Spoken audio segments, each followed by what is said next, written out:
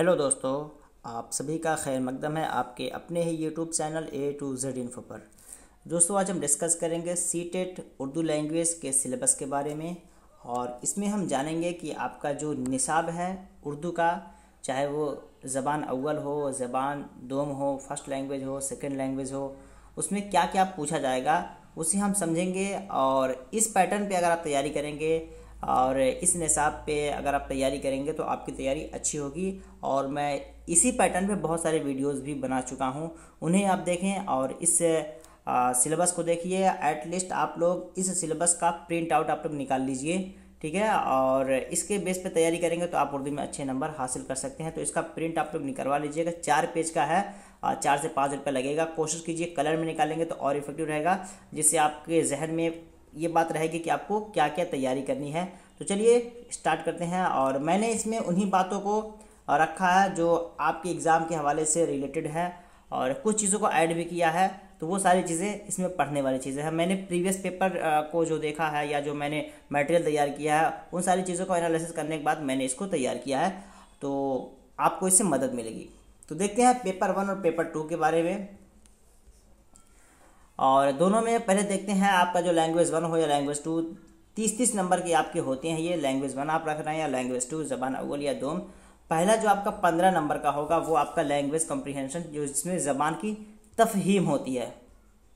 ज़बान की तफहीम language comprehension में आपके जो क्वेश्चन बनते हैं वो कहाँ कहाँ से बन सकते हैं, कैसे बनते हैं, देख लेते हैं। इसमें लिखा है गैर नज़री इक़्तिबासात पढ़ना। गैर नज़री इक़्तिबास का मतलब होगा कि आपका जो पैसेज होगा, जो आपका गैर नज़री या गद्यांश जो होगा वो कुछ भी हो सकता है, ठीक है। वो 2 होगा। पहला लैंग्वेज आप रखेंगे तो एक आपका नस्र होगा, जो आप इसको आप कह सकते हैं प्रोज, और एक आपका नज़्म होगा, ठीक है। एक नस्र होगा, एक नज़्म होगा, एक पोइट्री होगा और एक प्रोज होगा, जिसको आप कह सकते हैं एक कहानी बेस पे होगा, और एक आपका कविता पे रहेगा लैंग्वेज 1 में। और उसमें आपके किस टाइप के बन सकते हैं वो, उसमें आपके जो पैसेज होंगे वो पैसेज समझने के बारे में आपसे कहा जा सकता है। उसमें जो कवायद इस्तेमाल किए गए व्याकरण, उन्हें पूछा जाएगा। आप उसको कितना हद तक समझ रहे हैं, जो उसमें बातें कही गई हैं, ये सारी चीज़ें आपका जांचा जाएगा उसमें। अब जो आपका पैसेज होगा वो पैसेज किस सब्जेक्ट पे होगा, तो आपका वो साहित्य पे हो सकता है, जिसको लिटरेचर कहते हैं, साइंस पे हो सकता है, विज्ञान पे, या फिर किसी और डॉक्यूमेंट पे हो सकता है। ये तो हो गया आपका कॉम्प्रिहेंशन लैंग्वेज 1 के लिए। अब आते हैं लैंग्वेज 2 का जो कॉम्प्रिहेंशन होगा आपका, वो कैसे होगा। तो लैंग्वेज 2 का जो कॉम्प्रिहेंशन होगा उसमें आपको किन किन बातों को ध्यान रखना है, ये देख लेते हैं। लैंग्वेज 2 के कॉम्प्रिहेंशन में आपको पहले में क्या था कि आपका एक नज़्म होगा, एक नस्र, यानी एक कहानी उसमें रहता है, और एक आपका कविता। इसमें जो है, इसमें आपकी कोई कहानी जो है, इसमें जो आपकी कोई कविता नहीं होगी, बल्कि क्या है, 2 गैर नज़री इक़्तिबास, इसमें 2 कहानी ही रहेंगे आपकी। और वो आपका इस्तेदलाली कोई डॉक्यूमेंट हो सकता है, लिटरेचर से हो सकता है, या फिर विज्ञान से संबंधित हो सकता है, जिसमें आप कितना उसको समझ रहे हैं, उसके अंदर जो बातें कही गई हैं उसकी समझने की सलाहियत कितनी है, उसमें जो कवायद इस्तेमाल किए गए हैं व्याकरण, उनसे आप समझ पा रहे हैं कि नहीं, इसी से संबंधित वो सारे सवालात आपके रहेंगे। ये बात हो गई ज़बान अव्वल और ज़बान दोम दोनों के कॉम्प्रिहेंशन के बारे में। अब आते हैं हम पेडागोजी की तरफ, जो कि आपके एग्ज़ाम के लिए बहुत बहुत इम्पोर्टेंट है, और यहाँ से आपके नंबर आसानी से उठ जाते हैं। वरना पैसेज तो आप आसानी से कोई भी कर लेता है उर्दू, चाहे वो आपका नज़्म हो या नस्र, उसमें आप 15 में आउट ऑफ 15 आप बिल्कुल ले लेते हैं, कोई दिक्कत नहीं है। लेकिन जो आपके नंबर करते हैं वो आपके पेडागोजी से करते हैं। तो पेडागोजी आपका अभी हमने देखा कि 15 नंबर आपका पैसेज रहेगा और 15 नंबर आपका पेडागोजी से रहेगा, ठीक है।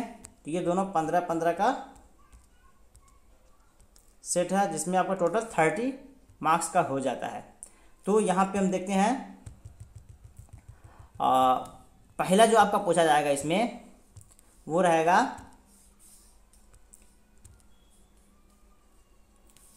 लैंग्वेज एंड एक्विजिशन, ठीक है, जिसको हम कह सकते हैं कि अधिगम है। और लर्निंग को बोलते हैं अधिगम करना, एक्विजिशन का मतलब कह सकते हैं ग्रहण करना, ठीक है। तो आमोजिश और हुसूली ये उर्दू में कहा जाता है। इसे आपको बहुत ही तफसील से समझना है। इस पर मैंने वीडियो भी बना दिया है, जो मेरा सीरीज चल रहा है, टोटल 5 सीरीज हो चुके हैं, और चूंकि इसको मैं लेट में बना रहा हूँ, इस वजह से सिलेबस का पोर्शन मैं पहले भी करा चुका था, लेकिन फिर बोले बच्चे के सर आप करा दीजिए, तो इस वजह से मैं इसको पार्ट 1 का नाम दे रहा हूँ। हालांकि इससे पहले भी मैं सब 5 पार्ट्स बना चुका हूँ, उन्हें आप ज़रूर देखें। आपको प्ले लिस्ट पर जाके वहाँ पर मिल जाएगा सीटेड दिसंबर 2022 के नाम से।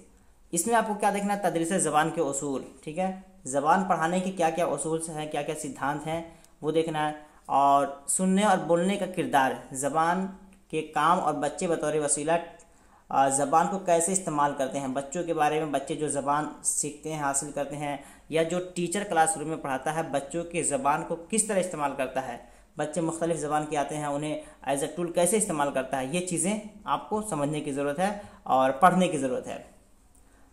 अगले पॉइंट की तरफ आएंगे। अगला पॉइंट है ज़बान और तहरीरी तौर पर ख़यालात की तरसील के लिए ज़बान की आमोज़िश में क़वायद के किरदार का तनक़ीदी पहलू।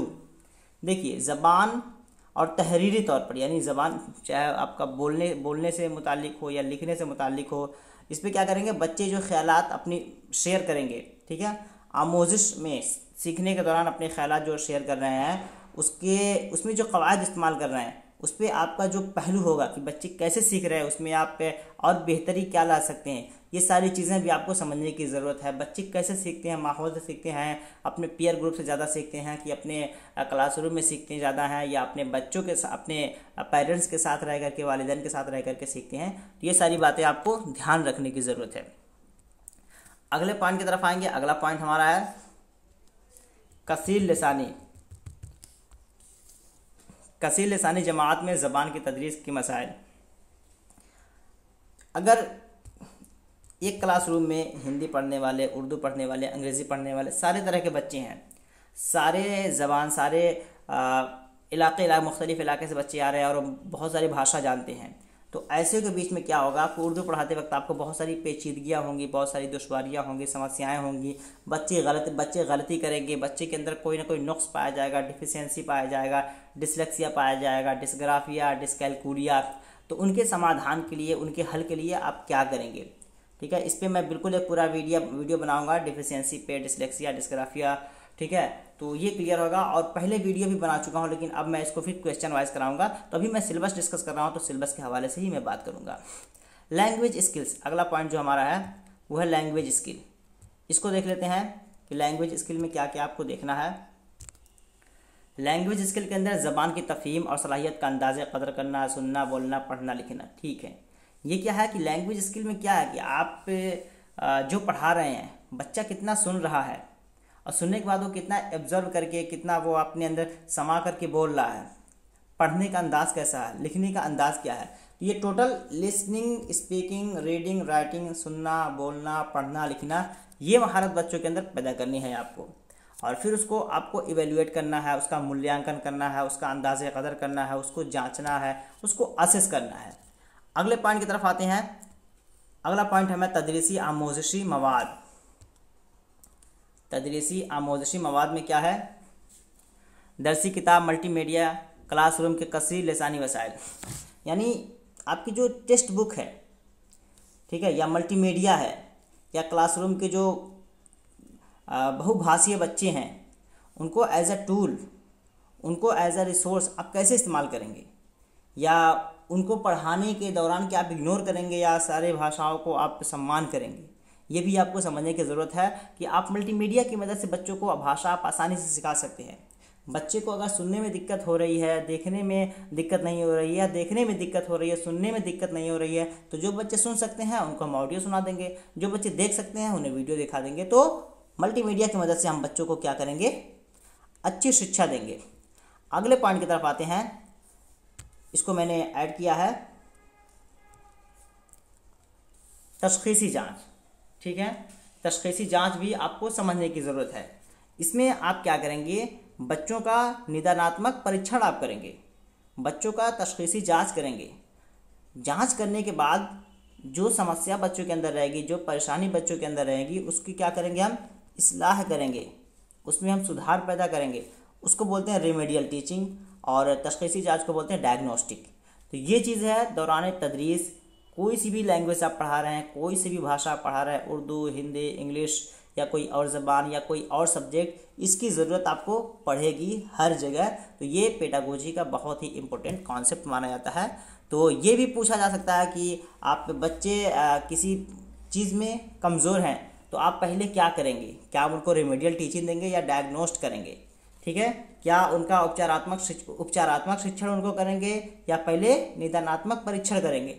जाहिर सी बात है, अगर डॉक्टर के पास हम जाते हैं तो डॉक्टर क्या करता है, मुझे दवा देने से पहले वो क्या करेगा, मुझे जांचेगा फीवर है कि नहीं, जितना फीवर होगा उसी हिसाब से वो मुझे दवा देगा। इस वजह से पहले टेस्ट होगा, फिर उसके बाद टीचिंग होगी, ये याद रखिएगा। अगले पॉइंट की तरफ चलते हैं। स्पेसिफिक पॉइंट्स में आपको क्या क्या तफसील से पढ़ना है, और इस पर वीडियो में बना भी चुका हूँ, ठीक है। नॉर्म्स चॉम्स्की पे वीडियो बना दिया हूँ, वाइगॉट्स्की पे वीडियो बना दिया हूँ। आमोसिस और इक्तिसाब में फ़र्क क्या है, स्टार्टिंग में मैंने बात किया था कि आमोसिस और इक्तिसाब में फ़र्क क्या है। बच्चे घर पे रह के ज़बान सीखते हैं और क्लासरूम में रह के ज़बान सीखते हैं, दोनों के सीखने में क्या फ़र्क है ये बताइए। या फिर बच्चे फर्स्ट लैंग्वेज जो सीखते हैं, सेकंड लैंग्वेज सीखते हैं, तो फर्स्ट लैंग्वेज जो बच्चे सीखते हैं अपने वालिदैन के साथ, उसे आप क्या नाम देंगे, उसे आप अधिगम बोलेंगे या ग्रहण बोलेंगे, या बच्चे स्कूल में रह के जो ज़बान सीखते हैं उसे क्या बोलेंगे, अधिगम बोलेंगे या ग्रहण बोलेंगे। ये सारी चीज़ें आपको जो मैंने मटेरियल तैयार किया उसमें आपको दिखेगा, अभी उसके बारे में भी डिस्कस करते हैं। तो मैं सिलेबस डिस्कस कर रहा हूँ, ये आपको ध्यान में रखना है, इसे आप फ़र्क अच्छे से कर लीजिए। अगला पॉइंट जो है, अगला है सुनना, बोलना, पढ़ना, लिखना का तरतीबवार होना। डायरेक्ट क्वेश्चन बोलता है कि आप इसको तरतीब दीजिए, सुनना, बोलना, पढ़ना और लिखना। तो इसको आप याद कर सकते हैं या LSRW, मैंने तो यही याद किया था, इसी से उर्दू का तर्जमा करके मैंने कर लिया था। LSRW, L से लिसनिंग है, S से स्पीकिंग है, R से आपका रीडिंग है, W से राइटिंग है, और या तो अंग्रेजी में दे सकते हैं, दोनों याद कर लीजिए, ये तरतीब बहुत ज़रूरी है। अगले पॉइंट की तरफ चलेंगे, तदरीस ज़बान के उसूल और तरीक़ा। तो यहाँ पे तदरीस ज़बान, आपको जो प्रिंसिपल लाना है वो आपके क्या क्या होने चाहिए। आप अपने विधियों में समय समय से परिवर्तन लाते रहेंगे, इसका भी आपको ज्ञान होना चाहिए। बहुभाषीय क्लासरूम में, कक्षा में, दर्जे जमात में बच्चे होते हैं, उसके हिसाब से आपको अपना स्ट्रेटजी अपनाने की ज़रूरत है। ज़बान की महारतें, अभी ऊपर हमने डिस्कस किया था, अब यहाँ पे डिस्कस करेंगे कि ज़बान की महारतों के अंदर क्या क्या बातें आएंगी।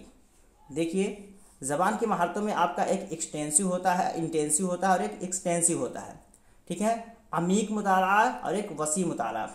अब अमीक मुताला किसे कहते हैं, अब आपको एग्ज़ाम में क्वेश्चन बनेगा कि एक इंसान है जो पूरे अखबार को 10 मिनट में पढ़ लेता है, तो उसे आप क्या बोलेंगे, इंटेंसिव स्टडी बोलेंगे, रीडिंग बोलेंगे या एक्सटेंसिव बोलेंगे, ठीक है। और एक इंसान है, उसके पास कोई मान लेते हैं डॉक्टर APJ अब्दुल कलाम की बुक है, उसे लाइन बाय लाइन पढ़ रहा है, उसे आप क्या नाम देंगे, क्वेश्चन ऐसे बनता है। तो ये आपको समझना है, ये भी आपको फ़र्क जानना है, तब जाके आप और समझ पाएंगे। इसी के अंदर आपका आ जाएगा स्कैनिंग हो जाएगा और फिर स्कीमिंग आ जाएगा, ये सारी चीज़ें इसके अंदर आ जाएंगी।